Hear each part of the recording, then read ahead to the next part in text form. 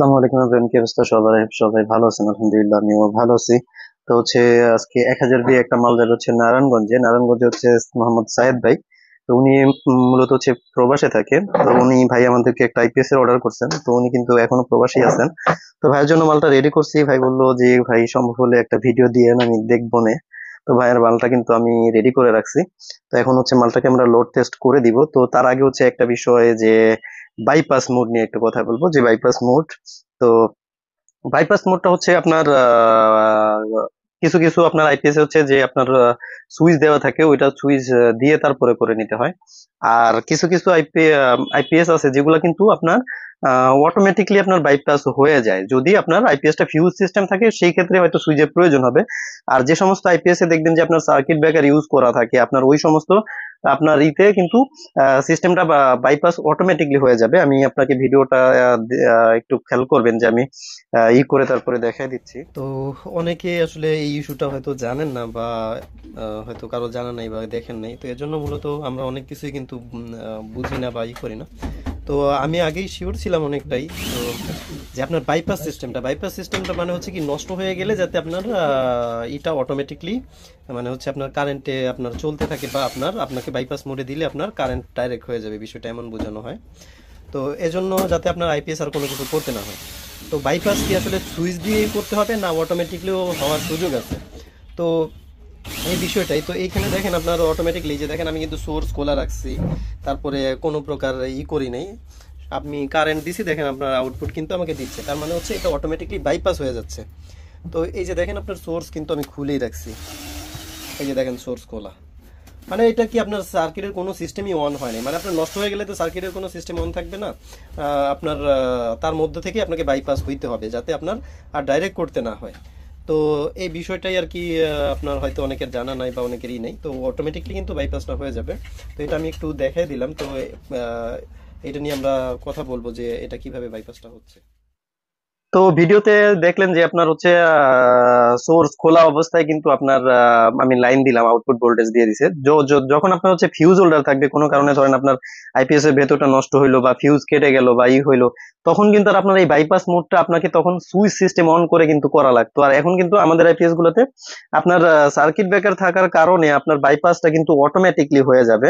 আপনার আলাদাভাবে আর করতে হবে না, মানে আপনার সুইচ দিতে হবে না, অটোমেটিক ভাবেই আপনি বাইপাস মোড পেয়ে যাবেন। যে আইপিএস যদি নষ্ট হয়ে যায়, সিস্টেম অন না থাকে, সার্কিট পুড়ে যাক জ্বলে যাক, আপনি অটোমেটিকলি এটা ঘুরে আপনাকে কারেন্টটা সাপ্লাই করে দিবে, আপনার কোনো প্রকার সুইচ অন করতে হবে না। যদি সার্কিট ব্রেকার পড়ে যায়, আপনি সার্কিট ব্রেকার অন করে দেখবেন যে আপনার যদি ভেতরে কোনো শর্ট না থাকে বা না থাকে, তাহলে তো সার্কিট ব্রেকার পড়বে না। যদিও পড়ে যায়, তারপর আপনি অন করে দেখবেন, আশা করি অটোমেটিকলি বাইপাস হয়ে যাবে।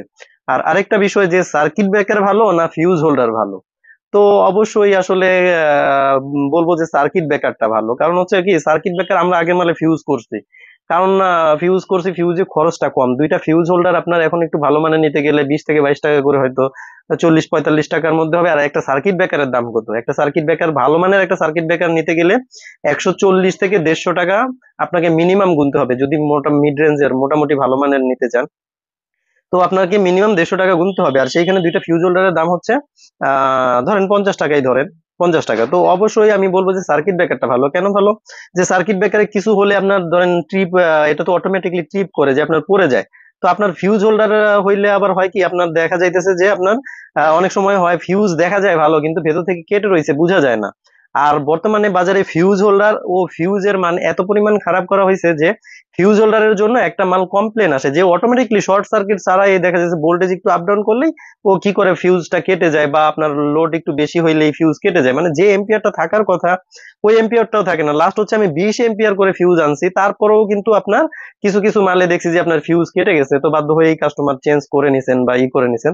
তো আপনাদের রিকোয়েস্ট, সেই সাথে হচ্ছে এই ঝামেলা পোহানোর, মানে ঝামেলা থেকে মুক্তির জন্য কিন্তু আমি হচ্ছে সার্কিট ব্রেকারটা দিয়ে দিছি, যে খরচ একটু বেশি হইলেও আপনাদেরও যেহেতু রিকোয়েস্ট ছিল, আর হচ্ছে জিনিসটাও দেখলাম যে না ভালো, কিন্তু কস্টলি ব্যাপার হইলেও যে যেহেতু কাস্টমারের ভালোর জন্য ভালো কিছু করতে যাচ্ছি, এজন্য মূলত আমরা ফিউজ হোল্ডারটা বাদ দিয়ে সার্কিট ব্রেকারটা করে দিছি। আর সার্কিট ব্রেকার তো আপনারা দেখবেন যে আপনার বাসা বাড়িতে আপনারা ইউজ করতেছেন, আগে কাটওয়াট সিস্টেম ছিল, এখন সার্কিট ব্রেকার হয়েছে।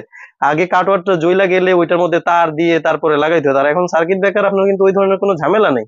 সার্কিট ব্রেকার ট্রিপ করে বসে আছে, আপনি আবার কোনো শর্ট টর্ট থাকলে বা কোনো ঝামেলা থাকলে আপনি আবার ঠিক করে ওঠাইলেই কিন্তু কাজ হয়ে যায়। আর আগের মতো যদি হইতো তাহলে আপনার আবার খোলা লাগতো, আবার কার্ডবোর্ড লাগাইতে হইতো। আর এখন বর্তমানে আইপিএস গুলো তো সার্কিট ব্রেকার ইউজ করার সুবিধাই হচ্ছে এইটা, যে আপনি সার্কিট ব্রেকার লাগাইলে আপনার জিনিসটা মানে অনেকটা ভালো হচ্ছে, যে কোনো শর্ট সার্কিট হইলে অবশ্যই সার্কিটে শর্ট সার্কিট প্রোটেকশন তো আছেই, তারপরেও সার্কিট ব্রেকারে যে লোডটা নিতে পারে তো ফিউজও কিন্তু ওই লোডটা নিতে পারে না। আর বর্তমানে যে আগে যে ভালো মানের ফিউজ পাওয়া যেত, ফিউজ হোল্ডার পাওয়া যেত, এখন কিন্তু মানে নিম্নমানের হইতে হইতে খুবই খারাপ করা হচ্ছে আস্তে আস্তে।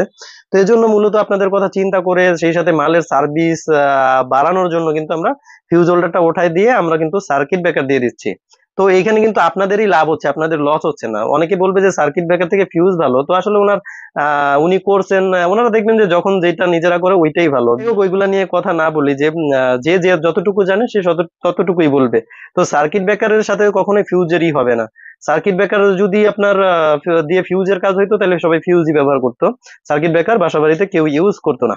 তো যাই হোক, সার্কিট ব্রেকারটা আসলে কস্টলি ব্যাপার দেখে অনেকে আপনার খরচ কমানোর জন্য এটা করে।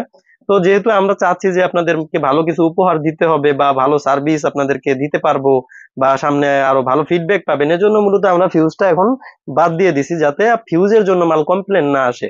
অনেক সময় ফিউজ কেটে আপনার ব্যাকআপে চলতে চলতে ব্যাটারি একেবারে বসে যায়, আপনার তখন বুঝাও যায় না যে আসলে ফিউজ কাটছে কিনা, ফিউজটা এমন ভাবে থাকে মনে হয় ভালো, ভেতর থেকে কেটে যায়। তো এইসব বিভিন্ন কারণে কিন্তু আমরা ফিউজটা বাদ দিয়ে দিছি, যাতে আপনার সার্ভিসটা ভালো আসে আইপিএস থেকে। আর সার্কিট ব্রেকার আপনি একটু ভালো মানের নিলে ট্রিপ করবে না, এটা একেবারেই ভুল কথা। অবশ্যই ট্রিপ করবে। আর আমরা যে মালগুলা দিতেছি আমরা ওইগুলা কিন্তু চেক করে আনি যে ট্রিপ করে কিনা। তো সব তো আর চেক করা সম্ভব না, যে আমরা যেই ধরেন যে একটা ব্র্যান্ড আজকে কিনলাম, তো ওই ব্র্যান্ডের যে একটা বা দুইটা মাল চেক করলে বোঝা যায় যে বাকি মালগুলোও ট্রিপ করবে। তো একসাথে দুইটা একটা হয়তো খারাপ করতেও পারে। তো ফিউজও তো আপনার শতকরা এই যে আমরা 600 পিস আনি নতুন অবস্থায় কিন্তু খারাপ করে। তো যাই হোক, আমি ভাইয়ের জন্য মালটা রেডি করছি। মোহাম্মদ সাইদ ভাই, তো ওনারটা নারায়ণগঞ্জে চলে যাবে, ওনার মালটা আমরা লোড দিয়ে দিব। তো এখন কিন্তু এটা কারেন্ট অবস্থায় আছে, চার্জ হচ্ছে। তো আমি এখন হচ্ছে ব্যাকআপ দিয়ে দিব। তো আমি ব্যাকআপ দিয়ে দিলাম, আউটপুট ভোল্টেজ কিন্তু 223 আছে। এখন হচ্ছে লোড দিব। 800 ওয়াট কিন্তু আমি লোড দিয়ে দিছি, আউটপুট ভোল্টেজ দেখেন স্টেবল আছে, 223 আছে। তো এখন হচ্ছে আমি আপনার লোডটা একটু বাড়াই দিব। তো এই যে আমি লোডটা কিন্তু বাড়াই দিলাম, 900 ওয়াট মতো দিয়ে দিছি। তো এখন দেখেন আপনার ওভারলোড ট্রিপ করে দিছে। তো এখন কিন্তু আবার ওভারলোড ট্রিপ ছেড়ে দিছে। আউটপুট ভোল্টেজ কিন্তু একেবারে স্টেবলই আছে। তো আমাদের মালগুলোতে আপনারা একটা জিনিস সবসময় বলি, যে আপনারা আউটপুট ভোল্টেজটা কিন্তু স্টেবল পাবেন, কোনো প্রকার ঘাটতি পাবেন না। তো লোড দিয়ে দিলাম ভাইয়ের মালটা, আমি সমস্ত কিছুই চেক করে দিছি, তারপরেও মালগুলা দূর দূরান্তে যায়, আমরা এর জন্য একটু ভালোভাবে শিওর হয়ে ভালো মতো দেই, যাতে মালগুলা সার্ভিসে না আসে, ব্যাগ না আসে। তো আরেকটা বিষয় হচ্ছে যে এক ভাই বলছেন যে ভাই 2 টিএলপির সার্কিট ভালো না 4 টিএলপির সার্কিট ভালো জিজ্ঞেস করছেন। তো ভাই এখন হচ্ছে কি, একটা জিনিস দেখবেন, একটা সার্কিটের মধ্যে 4টা টিএলপি করা আর একটার মধ্যে 2টা করা, তো 2টা করা কেন? এখন আপনার ওইটাও ডিএসপি পিওর সাইন ওয়েভ, এটাও ডিএসপি পিওর সাইন ওয়েভ, তাহলে ওইটাতে 2 টিএলপি দিয়ে করা হয়েছে, এটাতে 4 টিএলপি করা হয়েছে।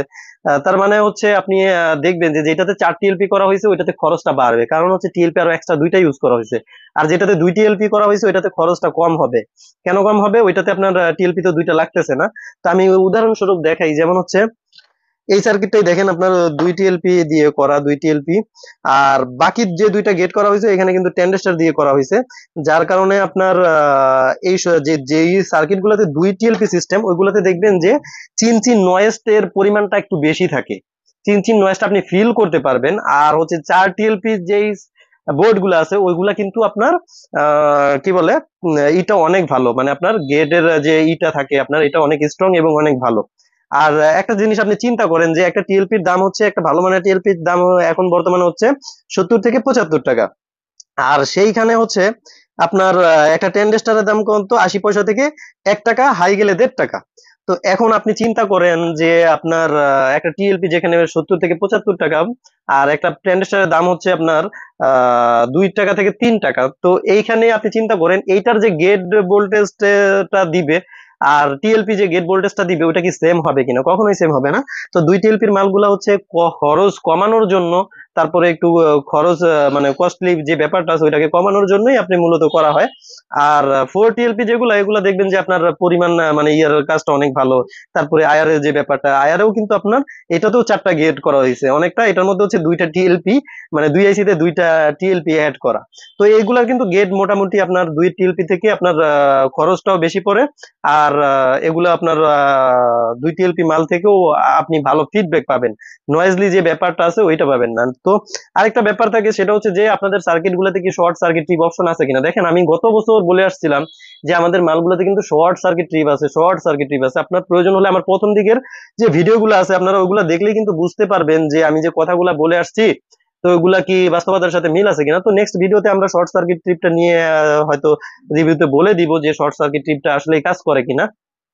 তো অনেকে বলে যে কাজ করে না আমাদের গুলা, তো ইনশাল্লাহ আমাদেরটা 100% কিন্তু শর্ট সার্কিট ট্রিপ কাজ করবে। সেটা আমরা দেখি নেক্সট ভিডিওতে আমরা দেখা দেওয়ার চেষ্টা করব। তো এই বিষয়গুলো কিন্তু আমি গত বছর যখন প্রথম দিকে আমি ভিডিও শুরু করি তখনই বলে আসছিলাম যে আমাদের শর্ট সার্কিট ট্রিপ অপশন পেয়ে যাবেন। তো এখনো অনেকের হয়তো জানা নাই বা অনেকে জানে না, তো এখন মনে করছে যে এটা নতুন কিছু। তো এটা কিন্তু নতুন কিছু না, এটা পুরাতন কিছুই হয়তো অনেকে জানা না থাকতে পারে।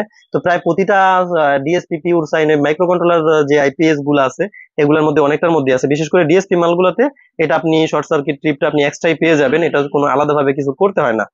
তো যাই হোক, এটাই ছিল মূলত ভিডিওটা ভালো লাগলে অবশ্যই লাইক কমেন্ট শেয়ার করবেন, আর অবশ্যই কিন্তু আমাদের চ্যানেলটা সাবস্ক্রাইব করবেন। ভালো থাকবেন, সুস্থ থাকবেন, আসসালামু আলাইকুম।